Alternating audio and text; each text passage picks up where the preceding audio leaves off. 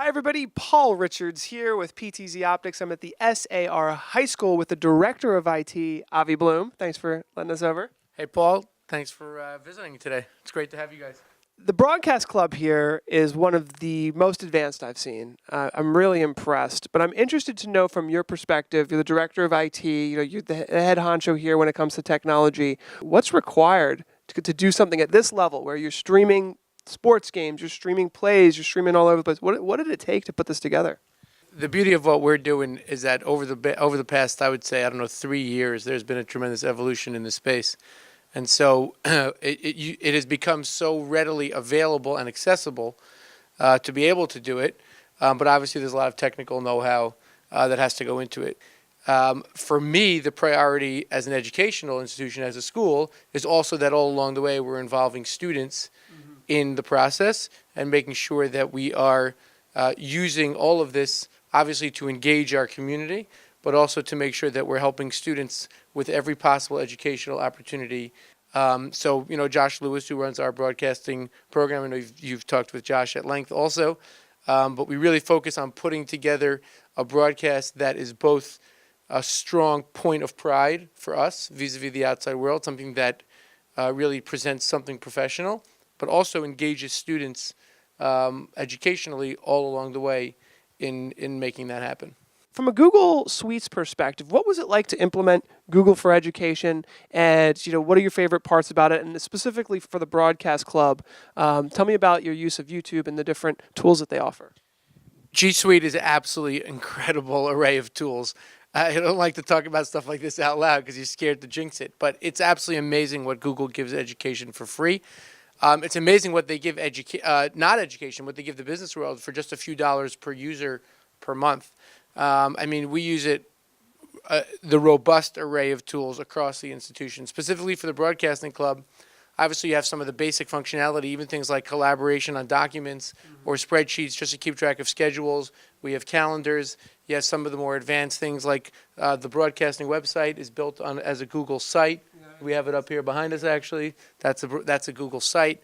And then once you get into the world of YouTube, when YouTube opened up the ability to live stream directly to YouTube, you effectively were handed to us for free as robust a home as you can imagine from a technology standpoint to host these things. So it scales unlike anything we'd be able to host in-house or certainly anything we'd be able to do for free. And so YouTube connected to our G Suite accounts with our calendars, with our Google sites, with our documents, with our sheets, all together is it really creates an amazing ecosystem. The top most visited website in the world is google.com. The second is youtube.com, a Google product. So there's a reason. Certainly from the hosting or putting content out there side of things, how that can just be tremendously empowering. So the other thing I wanted to ask about the Broadcast Club from a Director of IT perspective here is the use of the local area network. So we've talked a little bit about the New Tech NDI, and I wanted to ask you about how you feel as, the network is obviously one of the most incredibly important portions of the whole school. Connectivity, the ability to even use G Suites is going to rely on your network. So I wanted to talk a little bit about your network and what it took for you to become comfortable enough to start leveraging your network that's in place here to do video over IP and to be able to allow Josh to be able to live stream a basketball game in the gymnasium but stay at his desk at the 4th floor. I think that's really an incredible thing. I was at the University of Southern California. They were live streaming lectures from miles away using the NDI. So I know there were some stumbling blocks. You were able to get over them. Can you explain, what was the process? The networks, any mechanic will tell you that you're only as good as your weakest part, okay. Right? And you often don't see the network pieces or what it takes to actually get a stream going.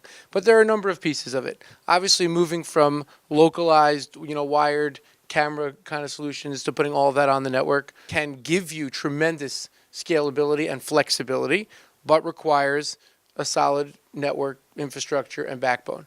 So, we knew going in that we had both a wired and wireless network that would allow for the throughput internally and out to the internet that would be necessary. We had done some experimentation with RTSP streams and other ways of bringing in the IP cameras. We had encountered some delays. We were adjusting audio and video to have to try to line them up. And, we were making it work all along the way. And as time has gone on, it has become simpler and simpler and simpler. So being able to pull in an NDI feed directly from an IP camera is just a beautiful thing. You can bring in multiple cameras. They come in real time. They're aligned with the audio. We've had that stuff in place now for months. After kind of a small period of testing and tweaking and getting things up and running, once it's been up and running, it has been rock solid.